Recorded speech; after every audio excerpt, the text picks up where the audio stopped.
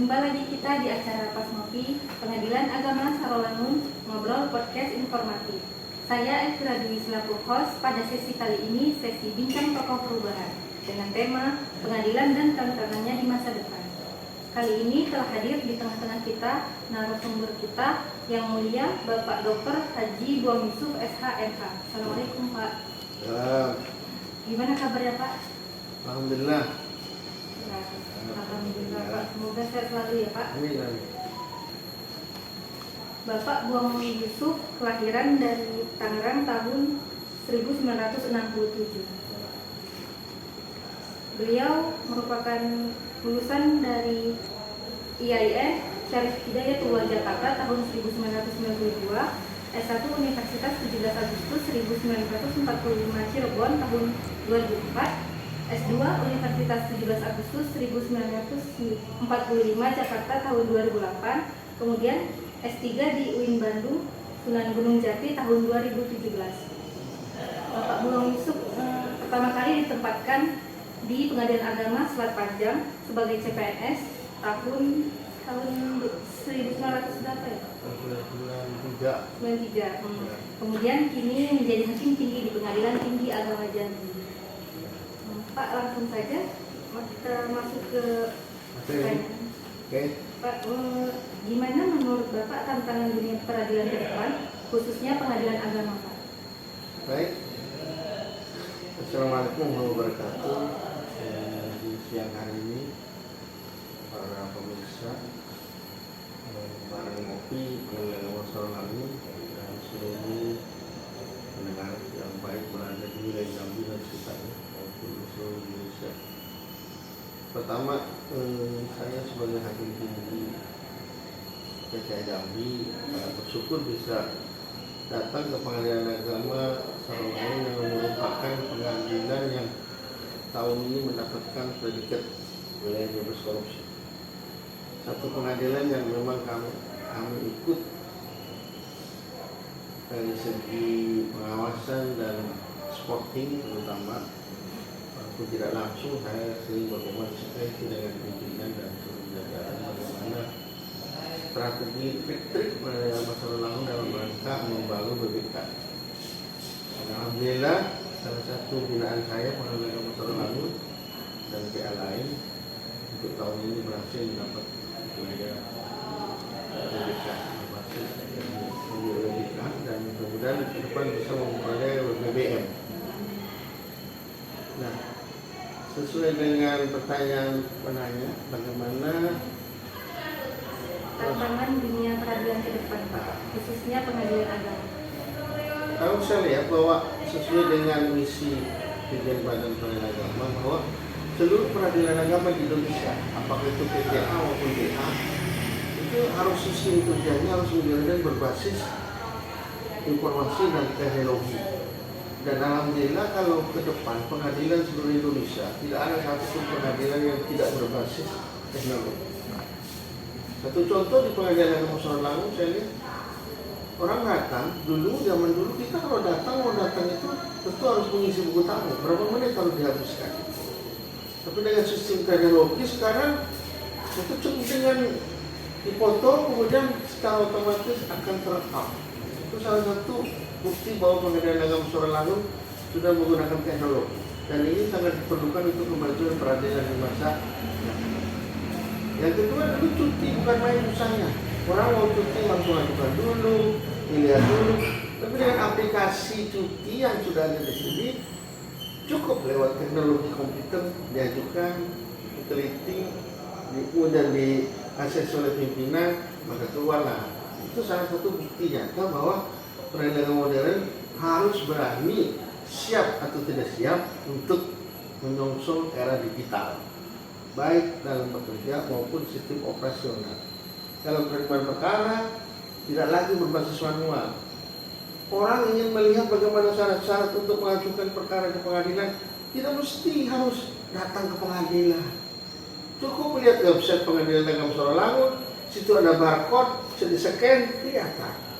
So, kalau sistem menggunakan sistem lama, orang mau mengajukan ke pengadilan harus nanya dulu resepsionis bagaimana caranya, apa yang diperlukan, berapa jam kita harus.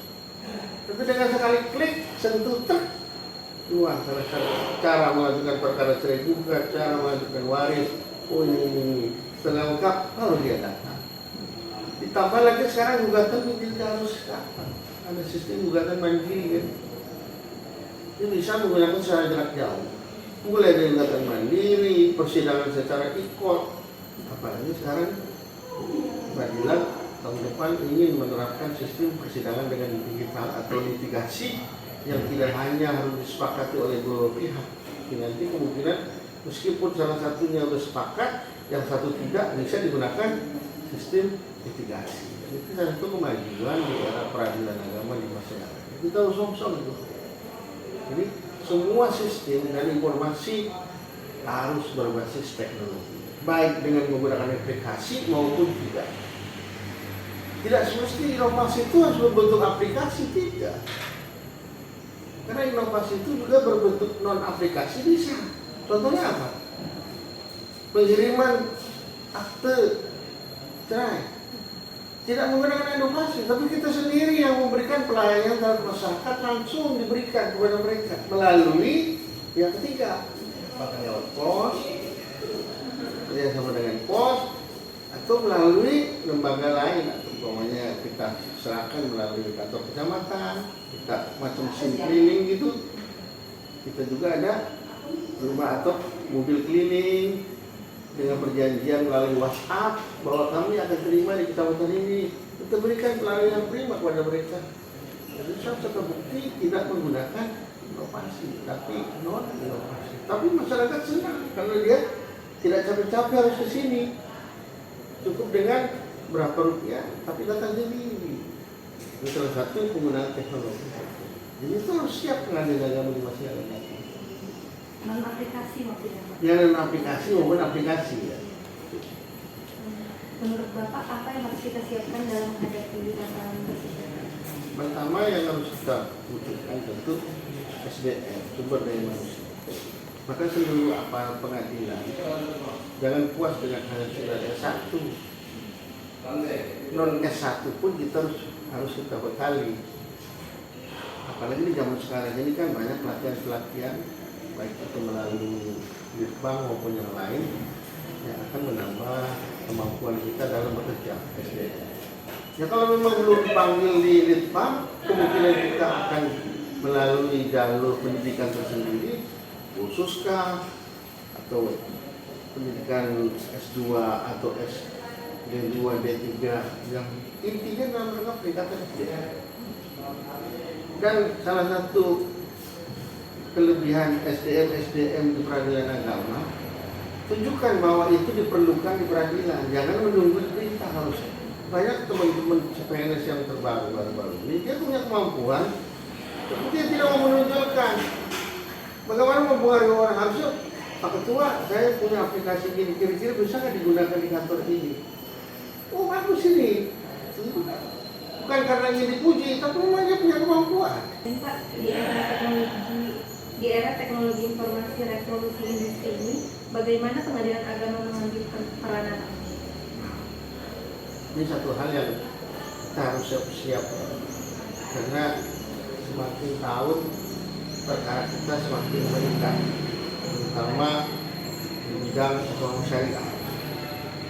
Banyak sistem perjanjian jual beli yang berbasis teknologi, akad pun tidak hanya ketemu gitu kan. Kadang-kadang ada leasing syariah, dan perjanjian jual beli mungkin jarak jauh dan lain sebagainya. Nah, di era modern ini pengadilan agama harus juga ikut terlibat dalam hal ini. Ketika kita ada masuk perkara-perkara yang bersifat nasional, internasional, apalagi berbasis teknologi, maka kita harus belajar dari sekarang bagaimana tentang kejahatan, atau sekarang sudah mulai berkembang ini pengadilan agama, terutama pimpinan ketua Mahkamah Agung sudah mulai konsen terhadap perlindungan terhadap anak perempuan pasca perceraian. Sampai sekarang sudah mulai masuk lagi, mungkin ada tracking nanti, dan juga penganiayaan terhadap anak dan lain sebagainya bisa menjadi alasan. suami atau bapak membebani biaya yang sangat besar. Itu kan salah satu perkembangan teknologi juga saya kira. Itu kejahatan-kejahatan yang bersifat psikis.